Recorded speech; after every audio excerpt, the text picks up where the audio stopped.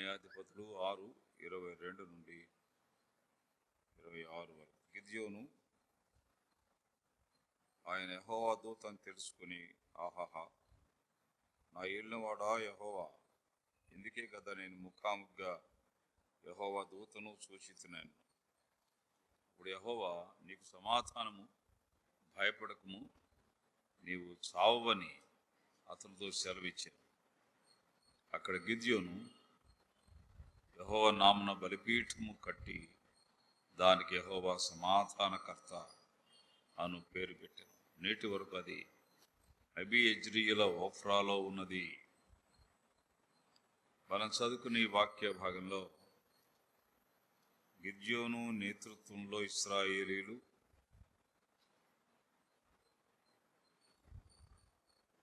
పరిపాలించబడుతున్నారు. ఆయన న్యాయాధిపతిగా ఉండగా ఆ సమయంలో గిద్యోను చేసిన ఒక ప్రత్యేకమైన పరిచర్య ఇక్కడ మనకు కనిపిస్తుంది. న్యాయాధిపతుల గ్రంథం ని బుక్ ఆఫ్ డిఫీట్స్ అంటారు. అనగా ఓటమి అధికంగా ఉన్న గ్రంథం. యెహోషువ గ్రంథం బుక్ ఆఫ్ విక్టరీస్ అంటారు. అది విజయాలు అధికంగా ఉన్న గ్రంథం. ఇశ్రాయేలీలు ఓడిపోవడానికి, ఓటమి చెందడానికి కారణాన్ని 6వ అధ్యాయంలో మనం చూస్తాం. మొదటి 2 వచనాలలో ఇశ్రాయేలీలు యెహోవా దృష్టికి దోషులైనందున యెహోవా 7 ఏండ్లు వారిని మిద్యానీయులకు అప్పగించెను. మిద్యానీయులు వచ్చి ఇశ్రాయేలు మీద హెచ్చాయను కనుక వారు మిద్యానీయుల ఎదుట నిలువలేక కొండలో ఉన్న వాగులను, గుహలను, దుర్గములను తమకు సిద్ధపరచుకుని.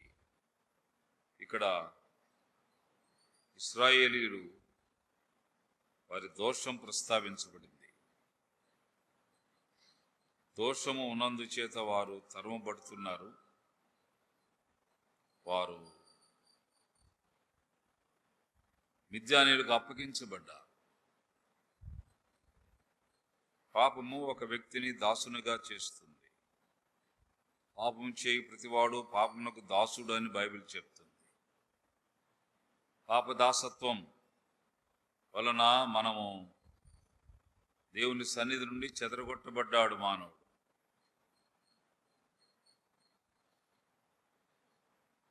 అందుచేతనే లోకమంతటిలో రకరకాల భాషలు రావడానికి కూడా కారణం అదే.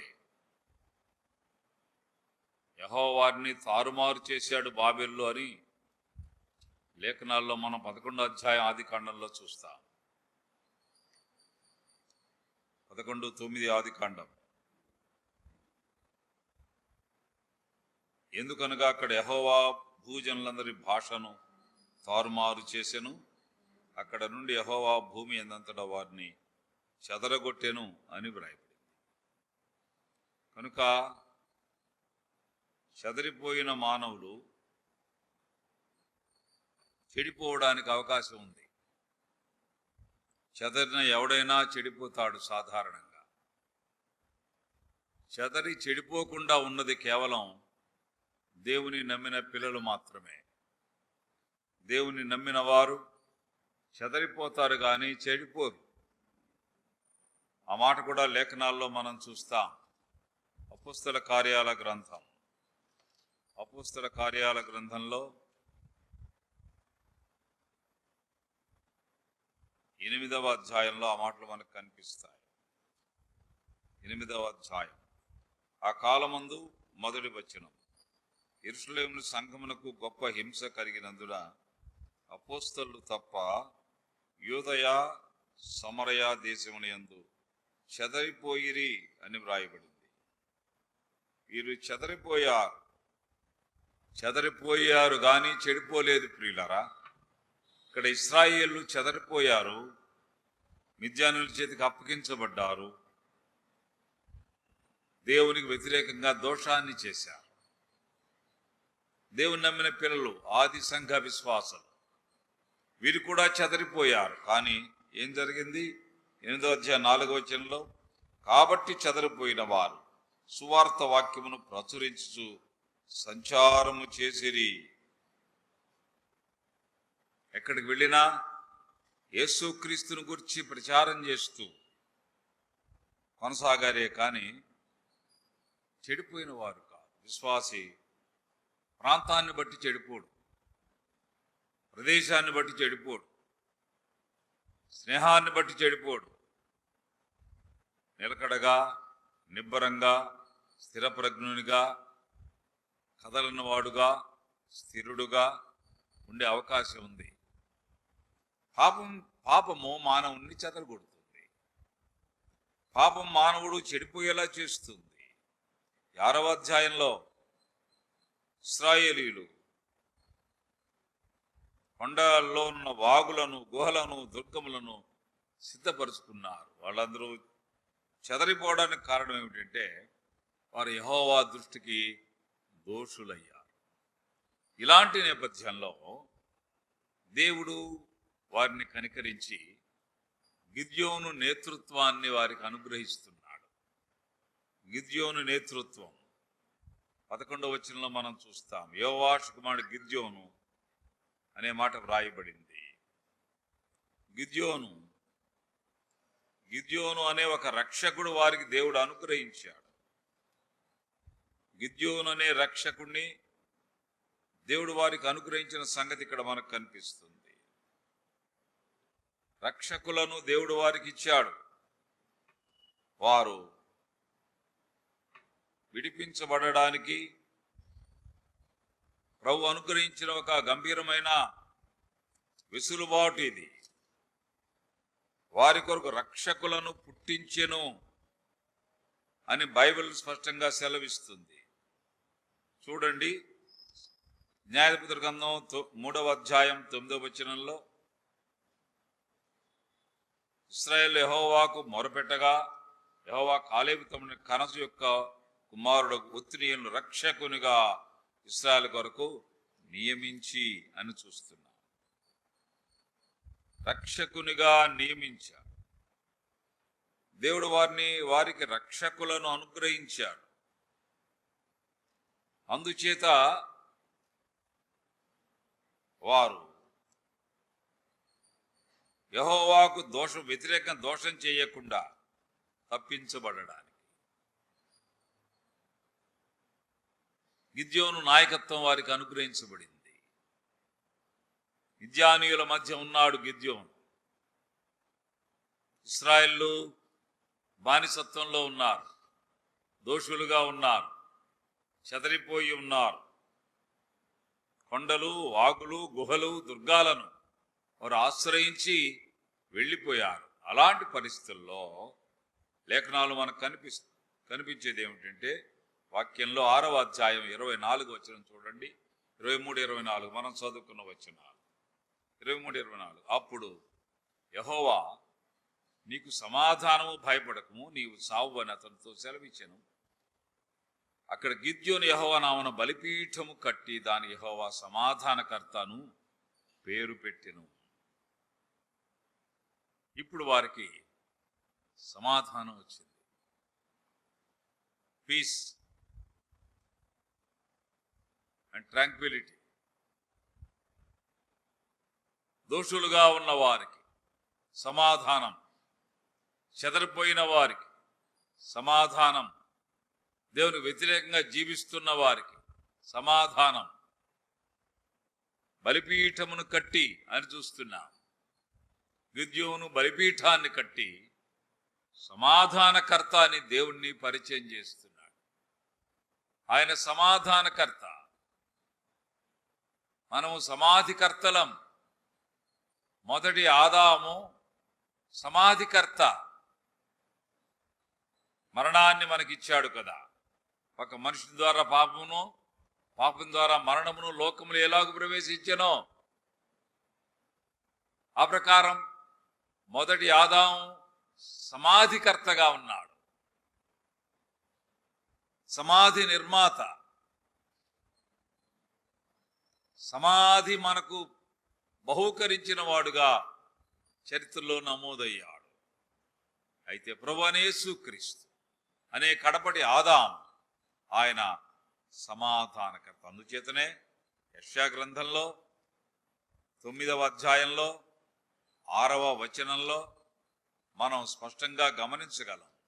ఆయన ఆశ్చర్యకరుడు, ఆలోచనకర్త, బలవంతుడైన దేవుడు, నిత్యుడగు తండ్రి, సమాధానకర్తకు అధిపతి అని అతనికి పేరు పెట్టబడునని రాయబడింది. ఆయన సమాధానకర్త. యేసుక్రీస్తు సమాధానకర్త. సమాధి మీద సమాధానం,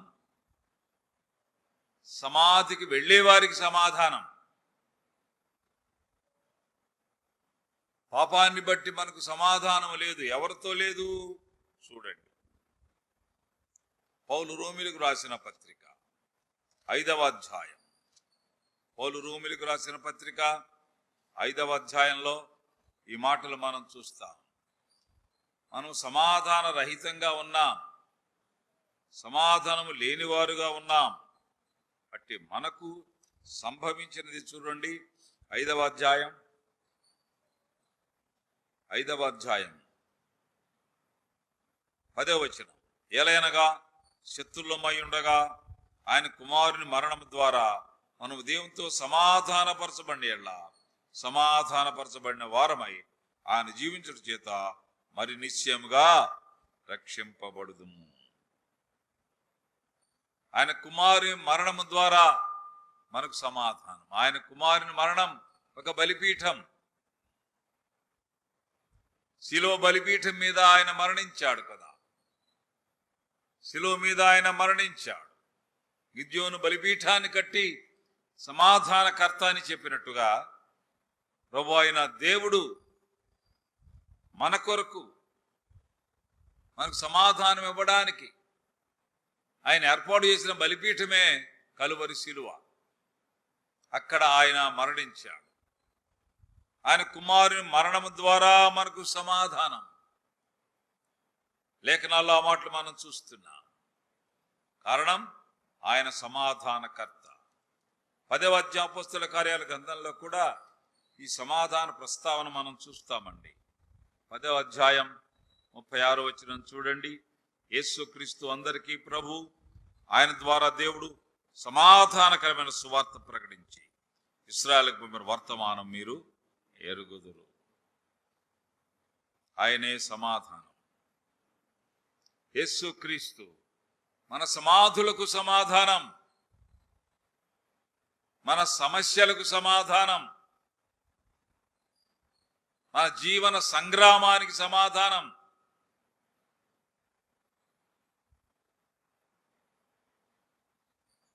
ఆయన సమాధానకర్త. గిద్యోను అంటేనే వాదించువాడు అని అర్థం, లేక ఇరుబ్బైలు అంటే వాదించువాడు అని అర్థం. ఆ క్రిందనే మనం చూస్తాం. న్యాయాధిపతుల గ్రంథంలోనే 6వ అధ్యాయంలో ఫుట్నోట్లో ఉంటుంది. వాదన, మనం దేవుని నమ్మినందు చేత ఒక వాదన మనలో బయలుదేరింది.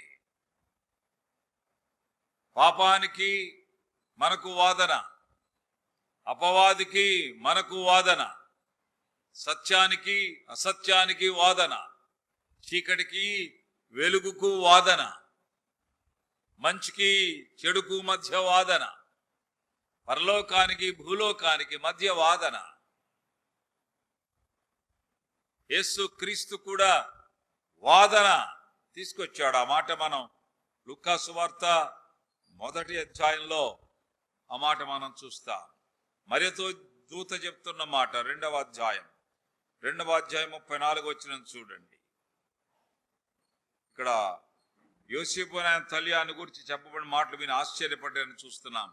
33వ వచనంలో సుమియోను అంటున్నాడు. 34లో సుమియోను వారిని చూచి దీవించి, ఇదిగో అనేక హృదయాలోచనలు బయలుపడినట్లు ఇశ్రాయేల్లో అనేకులు పడుటకును తిరిగి లేచుటకును వివాదాస్పదమైన గుర్తుగా ఆయన నియమింపబడి ఉన్నాడు. ఎవరైనా వివాదం వాదించువా. యేసుక్రీస్తు అంటే ఒక వాదన. అందుచేతనే మేము రాము అంటాం కొన్ని చోట్లకు, ఒక ఒక వాదన. మేము చెయ్యలేము అంటాం ఈ పనులు, ఒక వాదన. మేము చూడలేమంటాం కొన్ని సంగతులు, ఒక వాదన. ఇవి మాకు పనికిరావు అంటాం, నిషేధిస్తాం, ఒక వాదన. అవేమి చేయని వారికి వాదన లేదు, మిగిలేది వేదనే. మనం వాదించు వాళ్ళం, పాపముతో వాదిస్తాం, అపవిత్రతతో వాదిస్తాం, అక్రమ కార్యాలతో వాదిస్తాం. ప్రభువైన దేవుడు మనల్ని వివాదాస్పదమైన గుర్తుగా ఉన్న యేసుక్రీస్తు ద్వారా మనలను ఆయన రక్షించుకున్నాడు. మన జీవితమే ఇప్పుడు ఒక వాదన. వేదనలో నుండి వాదనలోనికి వచ్చిన వాళ్ళం కదండి. నువ్వు వేదనతో పిల్లలను కందువు అని చెప్పబడ్డారు కదా. హవ్వను గురించి దేవుడు చెప్పిన మాట ఏమిటి? వేదనతో పిల్లల్ని కంటావు. మనము వేదన పుత్రులం, వేదన పుత్రికలం, వేదన సంతానం. అట్టి మనకు దేవుడిచ్చిన ఒక గొప్ప భాగ్యం ఏమిటంటే వాదన. ఏమిటి ఆ వాదన? పాపముతో.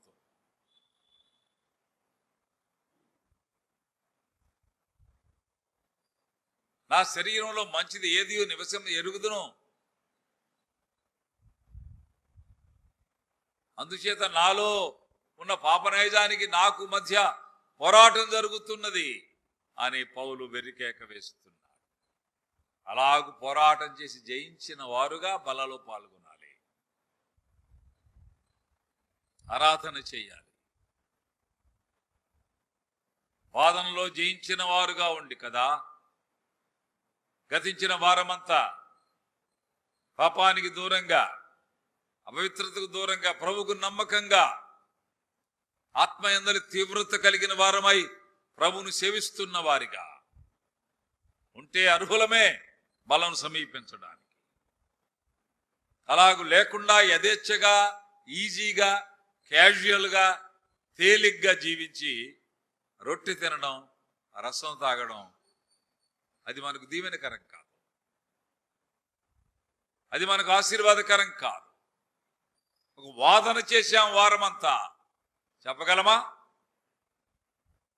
గతించిన వారమంతా ఒక వాదన చేశాం. దేవుని పక్షంగా ప్రభు కొరకు నేను జీవించిన దినాలు ఆత్మయందరి తీవ్రత కలిగి సేవిస్తున్న క్రమంలో అపవాదితో, పాపంతో, చీకటితో, అసత్యంతో వాదించి ప్రభువుని నేను సేవించానని చెప్పగలిగితే దేవునికి స్తోత్రం, బలను సమీపించాలి. అందుచేత మనం ఎందుకు ఈ హెచ్చరికలు తీసుకుంటున్నాం? బలను సమీపించే ముందుగా ఏదో ఒక క్రతువు ఆనవాయితీ కాదు. అందువల్ల మిమ్మల్ని మీరు పరీక్షించుకొని ఆ రొట్టెలో పాల్గొనవలెను, ఆ రసపాత్రలో పాల్గొనాలి. వివేచింపక తిని త్రాగువాడు తనకు శిక్షావిధి కలుగునే తిని త్రాగుచున్నాడు. అందువల్లే మీలో అనేకులు బలహీనులు, రోగులు చాలా మంది నిద్రించున్నారు. మనల్ని మనమే విమర్శ చేసుకున్నాడు, తీర్పు పొందకపోదు. వాదన ఉందా జీవితంలో? వాదన జయించామా? అయితే మనకు సమాధానమే. గిద్యోను బలిపీఠాన్ని కట్టి ఆయన సమాధానకర్త అని పేరు పెట్టాడు. ఆయన సమాధానకర్త, ప్రిన్స్ ఆఫ్ పీస్. ఆయన శిలువ మరణం దేవునితో మనకు సమాధానం ఇచ్చింది. ఆయన కుమారుని మరణం ద్వారా దేవునితో మనకు సమాధానం. ప్రియులరా, దేవునితో మనకు సమాధానం. సమరము నుండి సమాధానంలోనికి, వేదన నుండి వాదనలోనికి ప్రభు మనల్ని తెచ్చాడు. ప్రియులరా, గిద్యోను బలిపీఠం, యేసుక్రీస్తు శిలువ పీఠం, ఈ రెండు పోలికగా మనకు కనిపిస్తున్నాయి. ఆయన సమాధానకర్త, ఆయన మనకు సమాధానకర్త. అందుచేత సమాధానకర్త అయిన ప్రభువును మనం సేవించడానికి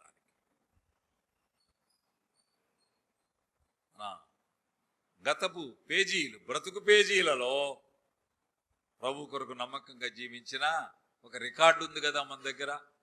అది మనకు ఆధారం. ప్రభువా, పోయిన వారం అంతా మీ కొరకు నమ్మకంగా జీవించగలిగాను. మిమ్మల్ని సేవించడానికి మీరు నాకు ఇచ్చిన తాహతును బట్టి మీకు వందనాలు. మీరు సమాధానకర్తగా నాకు లభించినందుకు వందనాలు. శిలువ మీద మరణించి సమాధిని జయించి తిరిగి లేచుట ద్వారా మీరు నాకు సమాధానకర్త అయ్యారు అని ప్రభువును మనం స్తుతిస్తూ పూజిస్తూ మన స్తుతి స్తోత్రాలు ఆయనకు సమర్పించుకుందాం.